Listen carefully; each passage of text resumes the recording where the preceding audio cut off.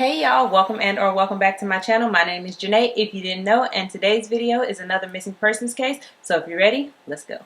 So today we're going to be talking about the disappearance of 2-year-old Arianna Fitts, and it's a lot to unpack with this case. Like when I was researching this case, I was just like mind blown because there's just so much that went into this case.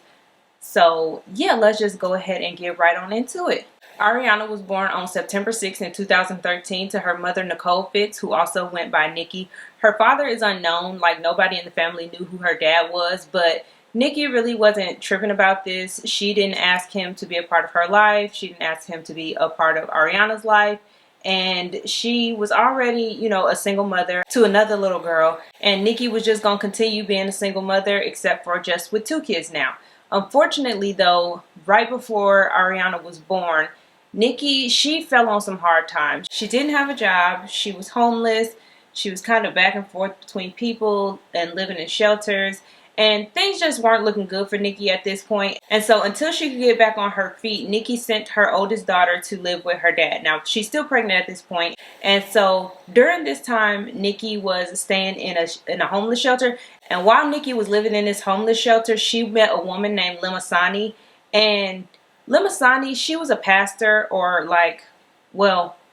so she was a self-proclaimed pastor. Allegedly, she didn't have a church. She didn't really have a real ministry, but she claimed herself to be, you know, a pastor and a helper to all. And like I said, Lil Masani was a helper to all. And so she would hold these events where she was helping the less fortunate. She would give them food, clothes, and, you know, just essential items that weren't necessarily easy to come by for these people. And as her and Nikki got closer, Nikki would essentially end up helping her with these things. Like Nikki would pass out some of the clothes, Nikki would help pass out the food and things like that. And eventually they grew so close that Lil Masani, she wanted to help Nikki in a bigger way. So she opened up her home to Nikki, and shortly after the birth of her second daughter, Arianna, Nikki moved in with Lil Masani. And at first, Nikki was living with Lil Masani rent-free, and she didn't have a job at this point still. And because she didn't have a job, she was the one who was taking care of Arianna primarily. But Nikki, she didn't not necessarily not like this because, like I said, she had a roof over her head, but she did want to work. And she ended up finding a job in the city in which she wanted to live, which was San Francisco, California. Now, Lil Masani and Nikki lived in Daly, California, which was about a 45-minute bus ride from the Best Buy that Nikki got a job at. But Nikki didn't care. She wanted to live in San Francisco, so she figured I should find a job in San Francisco, since once I do get on my feet, that's where I'll be living. And so she didn't mind taking the 45 to an hour bus ride up to San Francisco from Daly, California, where she lived. And because of this, now Nikki has a job, and she's no longer to be the sole caregiver to baby girl Arianna. She now has to go to work. And so Lil Masani once again steps in, and she offers up to help Nikki take care of Arianna while she's at work. So great. And now that Nikki got a job, Lil Masani was like, okay, well, now you have a job, now you can start paying rent. And that was no problem for Nikki. I mean, it's to be expected. Now I have a job, I can pay you rent. That's no problem at all. So she's paying Lil Masani rent, and Lil Masani also asks her to pay for childcare. So rent plus childcare, and Nikki obliged. Not a problem. You're taking care of my child? Of course, I'll pay you childcare also. Now, there was one thing that I found weird about this situation, and that was the fact that Lil Masani never gave Nikki a key to her house. So, me personally, if I'm paying rent somewhere, I'm going to have a key. Like, why can't I have a key? That's just me, though. I'm going to get a key some way, somehow, because I'm paying rent to you. I'm giving you money to live here.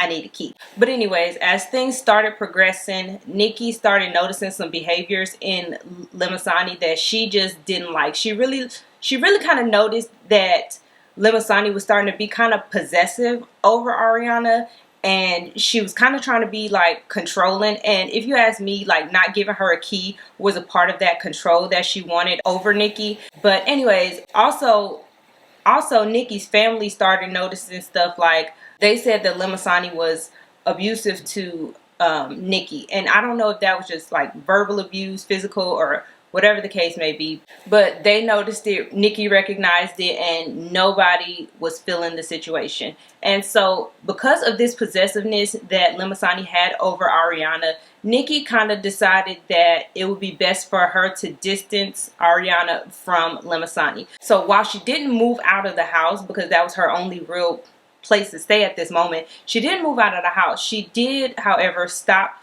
letting Lil Masani care for Arianna while she wasn't at home. So she would take Arianna to a different set of babysitters, and those babysitters' names were Ciolo and Helena. And Ciolo and Helena happened to be the nieces of Lil Masani. But Nikki felt okay with this because she said that the three of them didn't get along. Like Helena and Ciolo, they didn't get along with Lil Masani. They really wasn't fooling with her like that. So even though they was her nieces, she still felt comfortable allowing Arianna to go with them versus being over here with Lil Masani while she was at work. So that was the arrangement, and Lil Masani was not here for it. Lil Masani did not like this. Lil Masani appeared to be a woman who liked control, and so once she lost that control, she just wasn't happy about it. She would often text Nikki telling her that she needed to give her baby and let her take care of her baby. I mean, and when I say her baby, I mean Lil Masani was claiming Arianna as her baby in these text messages to Nikki, who is actually Arianna's mother. So that was a little bit weird.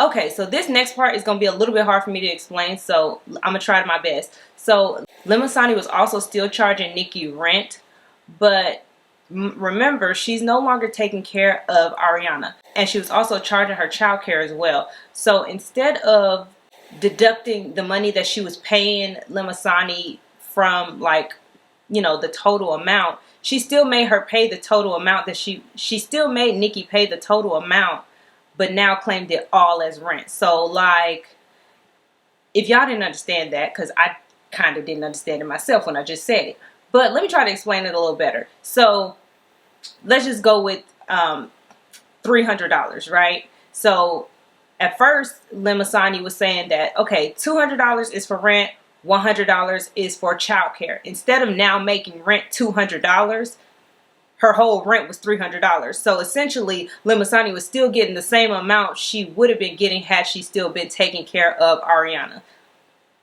Y'all see what I'm saying? You see what I'm saying? So eventually, Nikki was just fed up. She couldn't take it no more. She had had enough of Lil Masani and her foolishness. And so she started talking to her friend Claire and her sister Contessa, and they all decided that, look, Nikki, you come down here to Santa Cruz with us, and we will, you know, you can stay with one of us. I don't know if Claire and Contessa was living together. I don't think that was the case. I kind of think that Nikki went down there to Santa Cruz where they both lived, and she was kind of staying in between, you know, the houses. But they were both, you know, okay with it.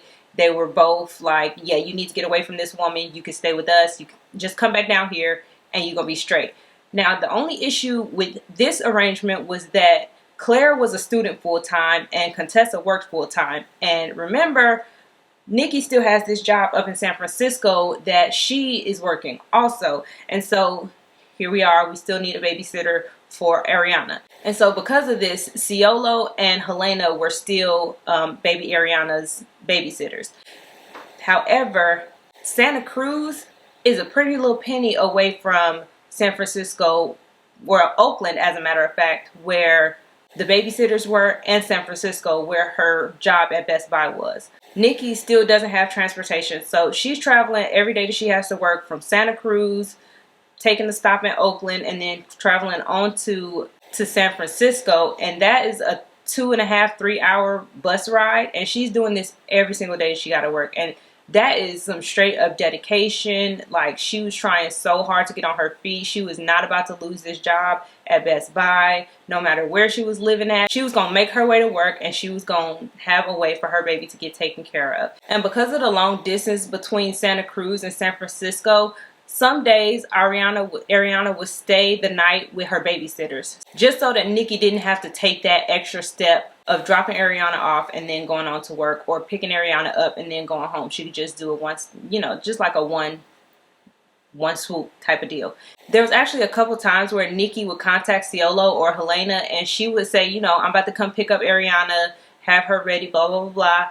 And they were like, oh no, you can't come pick her up. We out of town. Or we took her to Disneyland. Or there was some type of excuse at certain points where where Nikki wasn't able to pick up Arianna. And I don't know, it was just weird. It was really weird. And so, even though it was treacherous, Nikki did it. And then things started looking up in February of 2016 because while Nikki was working at Best Buy, she became really close with two people, a guy named Michael and a young lady named Goyette. And once Goyette learned about Nikki's situation, she did not hesitate. She didn't hesitate at all. Like, I think she was still living at home with her mom, and she was just like, listen, you can come live with me. I live only a little ways away from the job. You don't have to make this commute. You can have your baby here. Like, girl, come live with me. And you know, Goyette's mama, she said that her mom was like, you're not gonna ask? Like, hello. But Goyette said that the way, you know, she just explained to her mom, listen, the way you raised us, we gotta help her. We gonna help her. And her mama agreed. And so there you have it. Nikki now lives in San Francisco, just a few minutes away from her job. So at this point, Nikki is living with Goyette and she's ready to bring Arianna home. And so that brings us to April 1st of 2016. Nikki and her friend Michael, remember one of the co-workers who she met at Best Buy, they hanging out, they kicking it, and when it's time to drop Nikki off at home, Michael drops her off at home and she goes inside the house. But the next day, Michael get a phone call and it's Goyette and she's like, did you see Nikki? She didn't come home last night. And he like, yes, she did. I dropped her off. I saw her walk inside the house. So Goyette goes on to tell Michael that, you know, yes, she did come home, but a little bit after that, she left and she told me she was going to go meet with her babysitters, and she said that she was only going to be like a couple minutes, and she never came back home. But Goyette really, really knew something was wrong because Goyette went to work the next day and she didn't see Nikki there. Nikki was supposed to be there at 5. Goyette got there at 9. And when she got there, the manager was asking her, has she seen Nikki? And she was just like, no. So when she got home and Nikki still wasn't there, she decided to call Michael and see had he seen her. And he hadn't seen her since he dropped her off. So now they scratching their heads like, what's going on? Because Goyette also said that she got a text message from Nikki that said that she was going to be going to Fresno with a guy, with somebody named Sam, and yeah, that was pretty much the gist of the text message. But they didn't know nobody named Sam. And that's not to say that they knew everybody who Nikki knew, but that's a name they had never heard before. So it was kind of like, okay, you going to Fresno with some random person named Sam? All right, whatever. And Nikki also made a post on Facebook that said, spending time with my 3-year-old, need a break. And this didn't sit well with them either because, first of all, Arianna was only 2 years old. Nikki not about to mess up her baby's age. And 2, Nikki was a grammar, like, not connoisseur, what's that called? She was the grammar police, really, and she always used correct grammar. And this post spelled break the wrong way. Like, you know, the brakes on a car, like that kind of break, instead of B-R-E-A-K, like I need a break type of break. And so that was just kind of weird to them also. So either that day or April 2nd, Goyette went to the police and she tried to file a missing persons report. And, you know, I don't think she went through all of the steps, but she did talk to the police officers and she did tell them, you know, that this is what was going on, that Nikki was missing. It was definitely unlike her to do anything like this. She had a baby girl who, you know, Arianna, and it was just weird. And the police kind of just told her like, hey, you know, she texted you, she's grown, she said this is where she was, you know, you just kind of like, whatever. But when she left, Goyette actually thought that she had filed the missing persons report. She thought that they had taken the information down and that they would at least look into it, but that wasn't the case at all. The police wouldn't get really, really involved until April 5th when Nikki's sister, I think it was Contessa, who contacted the police and told them like, hey, yes, my sister is missing, but there's also a little girl, Arianna, she's only 2 years old. She's involved in this as well. We haven't seen her since February. And at this point, I don't think anybody realized that Arianna was missing because they're still under the impression that Arianna is with the babysitters. It's been that way for months now where Arianna was just with the babysitters. And so they didn't really realize that Arianna was missing. But once the police heard that there was a baby involved and that there was a baby who belonged to this mother who they hadn't seen since February, that's when they got more involved. But it was the sisters who really like dug into these things. They like got the names of the babysitter, because at first they didn't know the names. It was always like, mentioned as the babysitter or the babysitter, the babysitter. But the sister did know Ciolo's name, but they didn't know Helena's name at the time. But like I said, they did their investigations, they did their own due diligence, and they figured out, they was giving police the names of the babysitters. They gave the police the names of her friends Michael and Goyette. Like, they didn't know who was involved, and the sisters are actually reaching out to all these people. And Michael is contacting the sisters back, Goyette is contacting the sisters back. So now they're all in cahoots trying to figure out what happened. And the sisters kind of realize, like, okay, there's only two people who not contacting me back, and that's these damn babysitters, Helena and Ciolo.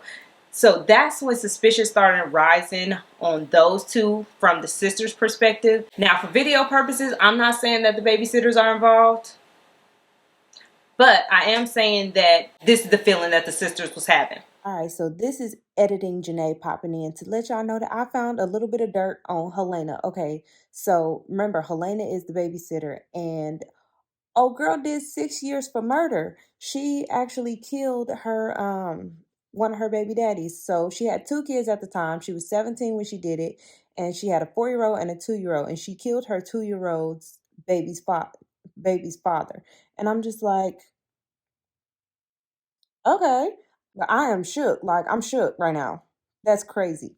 Anyway, back to the video. So in the meantime, the police are interviewing people, talking to the last people who seen her. That was, Goyette and Michael. They interviewing both of them, and they interviewing the sisters, and the questioning starts getting a little funny around April 8th.